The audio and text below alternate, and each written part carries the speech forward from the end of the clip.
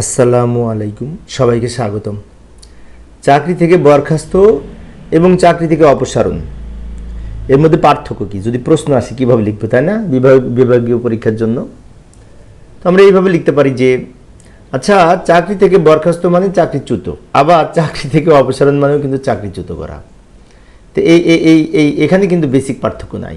যে পার্থক্যগুলো আছে নিচের ক্ষেত্রে আছে। যেমন চাকরি থেকে বরখাস্ত এর ইংরেজি হচ্ছে যে ডিসমিসাল অফ সার্ভিস, এটি একটি গুরুদণ্ড। এবং চাকরি থেকে অপসারণ এর ইংরেজি হচ্ছে রিমুভাল অফ সার্ভিস, এটিও কিন্তু গুরুদণ্ড, তাই না? দুইটাই কিন্তু গুরুদণ্ড, মানে বড় অপরাধের শাস্তি। এবং এই যে সরকারি কর্মচারী বিধিমালা 2018, যে শৃঙ্খলা ও আপিল বিধিমালা 2018 আছে, এর বিধি 4(3) ডিতে 4(3) ডিতে এই বরখাস্ত সম্পর্কে বলা হয়েছে। এবং একই বিধিতে 4(3) সিতে অপসারণ সম্পর্কে বলা হয়েছে। অপসারণ সম্পর্কে বলেছে সিতে, আর বরখাস্ত বলেছে ডিতে।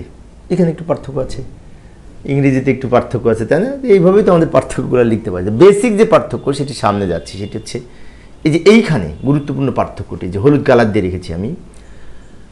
বরখাস্ত হলে তিনি পুনরায় কোনো চাকরিযোগ্য সরকারি চাকরিতে নিয়োগযোগ্য হবেন না। অর্থাৎ কোনো কর্মচারী যদি বরখাস্ত হন তাহলে তিনি আর কোনো সরকারি চাকরি পাবেন না। কিন্তু অপসারিত হলে পুনরায় সরকারি চাকরিযোগ্য হবেন, মানে কি সরকারি আরেকটা চাকরিতে সে মানে নিয়োগযোগ্য হবেন বা চাকরি করার সুযোগ পাবেন, যদি সে চাকরি করার জন্য যোগ্য হয় আর কি। তাহলে এই একটা বেসিক পার্থক্য। এবং আরও একটা পার্থক্য আছে, সেটা হচ্ছে, এটাও গুরুত্বপূর্ণ, যে বরখাস্ত হলে পেনশন পাবেন, কিন্তু অপসারিত হলে পেনশন পাবেন না। তবে বিশেষ বিবেচনায় অপসারিত হলে পেনশন না পেলেও এই অনুকম্প ভাতা পেতে পারেন। তো এই যে এই পয়েন্টগুলোই গুরুত্বপূর্ণ। 4 নম্বরে কি বলেছে?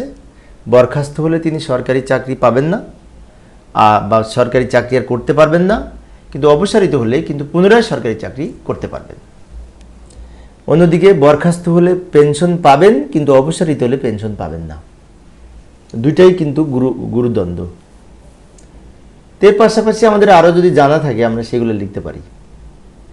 আমি অল্প করে আলোচনা করেছি বেসিক বিষয়টা। তো প্রিয় সুধীবৃন্দ, এই ছিল আজকের আলোচনা। আমি অল্প অল্প করে আলোচনা করি যাতে বোরিং না লাগে, তাই না? শুনলে না বেশি মনে থাকে, সেজন্য আমি মূলত আলোচনা করার চেষ্টা করি। তো পরিশেষে সবাই ভালো থাকবে এবং সুস্থ থাকবে এই কামনায় খোদা হাফেজ।